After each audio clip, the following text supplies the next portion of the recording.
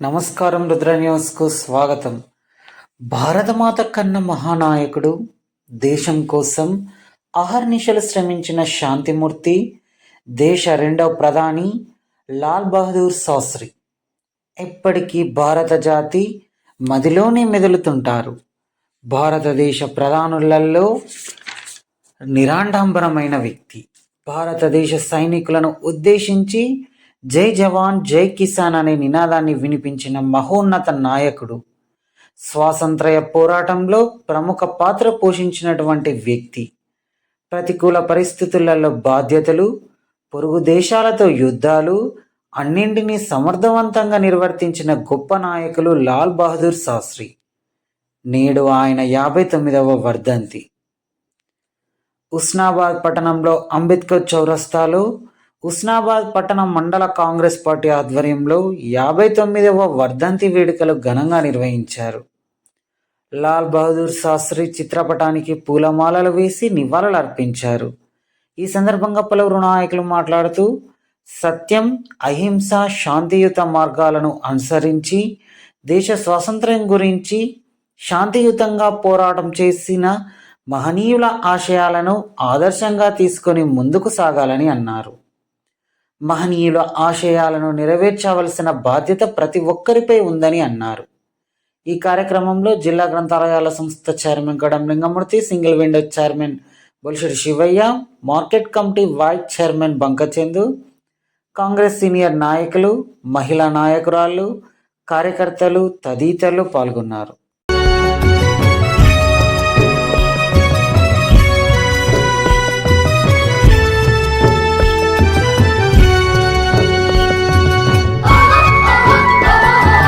जय जवान जय किसान, जय जवान जय किसान, या जय घोषान झाले शास्त्री महान. जय जवान जय किसान, जय जवान जय किसान, या जय घोषान झाले शास्त्री महान. जय जवान जय किसान, जय जवान जय किसान, जय जवान जय किसान, जय जवान जय किसान, जय जवान जय किसान, जय जवान जय किसान, या जय घोषान झाले शास्त्री महान.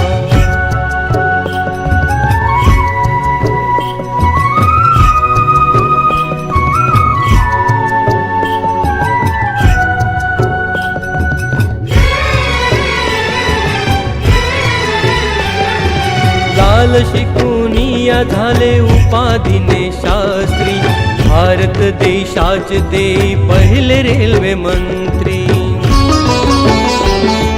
लाल शिकुनिया झाले उपाधीने शास्त्री, भारत देशाचे ते पहिले रेल्वे मंत्री.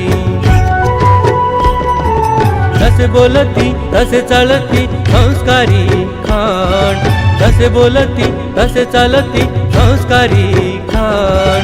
जय जवान जय किसान, जय जवान जय किसान, जय जवान जय किसान, जय जवान जय किसान, जय जवान जय किसान, जय जवान जय किसान, जय जवान जय किसान, जय जवान जय किसान.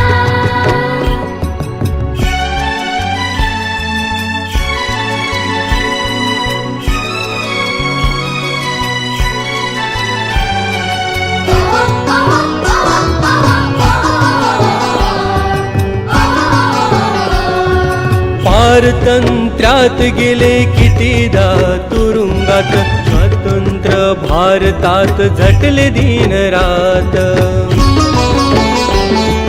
पारतंत्र्यात गेले कितीदा तुरुंगात, स्वतंत्र भारतात झटले दिन रात. अनुकरणी राजकारणी त्याग हे प्रमाण, अनुकरणी राजकारणी त्याग हे प्रमाण. जय जवान जय किसान, जय जवान जय किसान, जय जवान जय किसान, जय जवान जय किसान.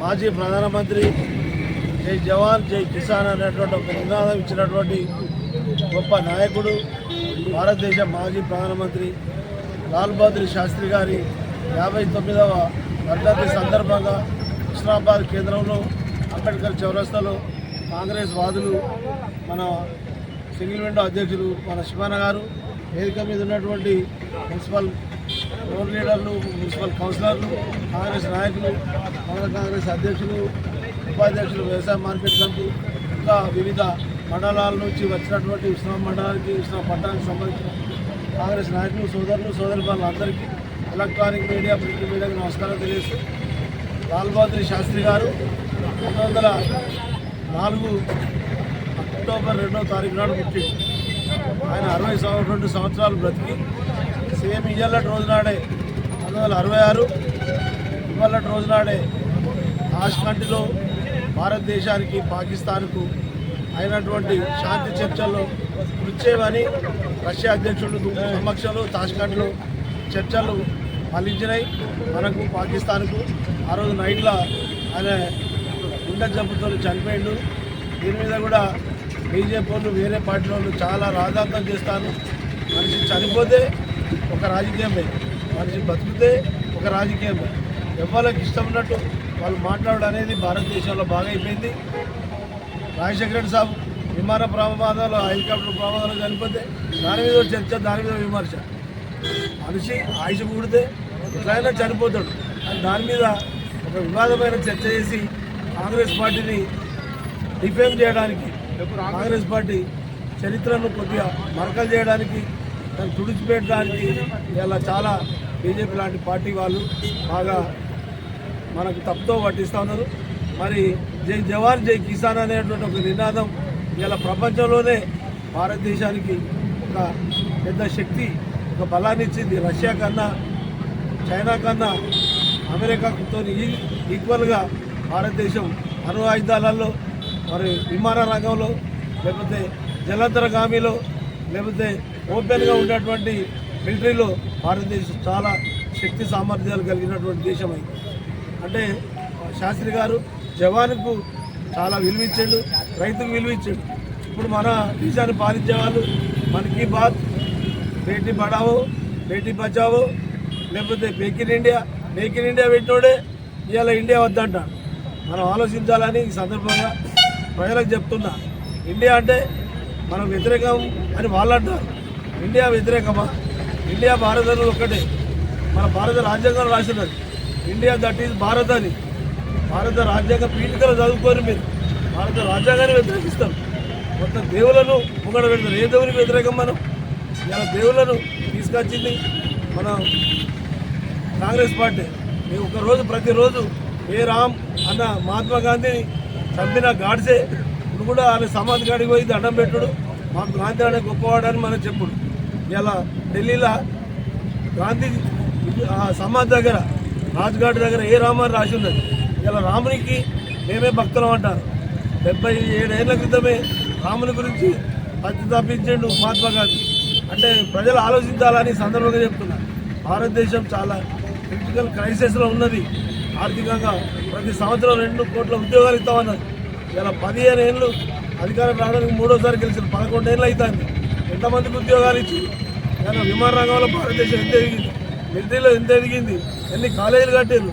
మీరు విగ్రహాలు పెట్టుడు, వల్లభాయ్ పటేల్ కాంగ్రెస్ నాయకులు విగ్రహం పెట్టుడు, కాంగ్రెస్ 2 సార్లు అధ్యక్షుడైన సుభాష్ బోస్ విగ్రహం పెట్టుడు మీకు కాదు మన భారతదేశానికి కావాల్సిందే. భారతదేశం ఇప్పటికీ 40 కోట్ల మంది ప్రతిరోజు అన్నానికి బాధపడతారు. ఒక్క ప్రాజెక్టు కట్టిరా ఇలా ఆలోచించాలి. ఇట్లాంటి గొప్ప నాయకుల స్ఫూర్తి తీసుకొని మనం ముందుకు పోవాలని మీ అందరికీ మనస్ఫూర్తిగా విన్నవిస్తూ, శాస్త్రి గారు చాలా త్యాగం చేసిన వాళ్ళ భార్య లలితా శాస్త్రి ఆయన చనిపోయాక ఆమె గోధుమ పోయింది. హిందూ అనే పత్రిక అనేటువంటి ఆమె గోధుమ పోయిందని ఒక వార్త చేసి ఆమె పెన్షన్ ఇచ్చింది. ఆయనకు 2 కొడుకులు, సునీల్ శాస్త్రి, అనిల్ శాస్త్రి. వాళ్ళు కూడా ఇలా భారతదేశంలో చాలా మానలెక్క చాలా పేద నాయకులు. అంటే ఆయన చరిత్ర చదివితే మామూలు ఒక వార్డు మెంబర్, సర్పంచ్ ఈ కాలంలో చేసినంత కూడా ఆయన పైసలు సంపాదించారు. ఇంత నిస్వార్థంగా ఉన్న నాయకుడు ప్రపంచంలో దొరుకుతాడు. ఒక లింకన్ శాస్త్రి లాగా మనం కూడా ముందుకు పోవడం కోసం మనం ప్రయత్నం చేయాలి అని తెలియజేస్తూ, వారికి ఘనంగా మనం నివాళులర్పిస్తూ, వారు చూపిన మార్గంలో మనం పోయే ప్రయత్నం చేయాలని కోరుతూ సెలవు తీసుకుంటున్నా. మీ అందరికీ మనస్ఫూర్తిగా నమస్కారాలు తెలియజేస్తాం. హుస్నాబాద్ మండల కేంద్రం అంబేద్కర్ చౌరస్తాలో భారత రెండో ప్రధానమంత్రి అయిన లాల్ బహదూర్ శాస్త్రి గారి వర్ధంతిని కాంగ్రెస్ పార్టీ కుటుంబ సభ్యులమందరము ఘనంగా నిర్వహించడం జరిగింది. ఆయనే చాలా గొప్ప రాజకీయంలో న్యాయబద్ధమైన వ్యక్తి. తను వచ్చేసి రాజనీతి గల వ్యక్తి ఎవరు అని అంటే లాల్ బహదూర్ శాస్త్రి గారు. తను వచ్చేసి అప్పుడు చదువుకునే రోజుల్లోనే సముద్రం ఒడ్డు అవతల స్కూల్ ఉంటే ఆ పడవలో పోవడానికి డబ్బులు లేకుంటే తను వచ్చేసి ఆ బుక్స్ను ఈపు కట్టుకొని ఈదుకుంటూ పోయి స్కూల్లో చదువుకున్న గొప్ప నాయకుడు మన లాల్ బహదూర్ శాస్త్రి గారు. అప్పుడు భారతదేశం స్వతంత్రం కోసం పోరాటంలో తను వచ్చేసి చదువు మానేసి స్వతంత్ర ఉద్యమంలో పాల్గొన్న నాయకుడు కూడా మన లాల్ బహదూర్ శాస్త్రి గారు. ఈ చదువు మానేస్తే ఇలాంటివి విద్యార్థులు చాలా ఇబ్బందుల్లో పాలవుతారు. ఈ ఉద్యమాన్ని నడిపించాలంటే విద్య అవసరం అని చెప్పేసి అప్పుడు మళ్ళీ ఇలాంటి వాళ్ళందరినీ మళ్ళీ స్కూల్లోకి పంపించి విద్య నేర్పించి వీళ్ళు గొప్ప నాయకులుగా ఎదగడానికి అదొక కారణం. అదొక్కటే కాదు, తను వచ్చేసి రాష్ట్రంలో రైల్వే మంత్రిగా ఉన్నప్పుడు దేశంలో రైలు ప్రమాదంలో 150 మంది చనిపోతే ఆ ప్రమాదానికి పూర్తి బాధ్యత, నైతిక బాధ్యత వహిస్తూ తను వచ్చేసి రాజీనామా చేసిన నాయకుడు మన లాల్ బహదూర్ శాస్త్రి గారు. అతను రాజీనామా చేసి నడుచుకుంటూ పోతుంటే డ్రైవర్ గారు ఉండి, సార్ మీరు కారెక్కండి అని అంటే నాకు ఇప్పుడు ఏ పదవి లేదు, నేను ఒక సామాన్య పౌరుని అని చెప్పేసి నడుచుకుంటూ పోయిన నాయకుడు మన లాల్ బహదూర్ శాస్త్రి. అలా చెప్పుకుంటూ పోతే వాళ్ళ పెద్ద కొడుకు కాలేజీలో చదువుకోవడం కోసం ఫీజు కట్టడానికి లైన్లో నిలబడితే మూర్చొచ్చి పడిపోతే వీళ్ళెవరు అని చెప్పేసి ఆ కాలేజీకి సంబంధించిన హాస్పిటల్లో చేర్పిస్తే అక్కడ తెలివికి వచ్చిన తర్వాత మీరెవరు బాబు, మీ తండ్రి గారికి ఇన్ఫర్మేషన్ ఇవ్వాలి అని అంటే మా తండ్రి గారు ఈ దేశ ప్రధాని లాల్ బహదూర్ శాస్త్రి గారు అని చెప్పడం జరిగింది. అంటే తను వచ్చేసి ఎంత నిజాయితీతో ఉన్న వ్యక్తి ఒకసారి ఆలోచన చేయాలి. అదే కాదు, తను కారు కొనుక్కోవడం కోసం ఆనాడు 1200 రూపాయలు అయితే తన జేబులో 700 రూపాయలు ఉంటే 500 రూపాయలు లోన్ తీసుకొని కారు తీసుకోవడం జరిగింది. అది మధ్యలోనే ఆ కార్ లోన్ కూడా ఆగిపోయింది. ఆయన చనిపోయిన తర్వాత 450 రూపాయలు డ్యూ ఉంటే అయ్యా మీరెవరికి కూడా ఎక్కడ తల వంచొద్దు అని చెప్పేసి తన అభిమానులందరూ పోస్ట్లో మనీ ఆర్డర్ చేసిన పైసలు. వాళ్ళ భార్య, నాకు మా భర్త చనిపోతే పెన్షన్ వస్తుంది, మీ పైసలు వద్దు అని చెప్పేసి వారి డబ్బులు రిటర్న్ చేసిన గొప్ప నాయకురాలు కూడా వాళ్ళ భార్య.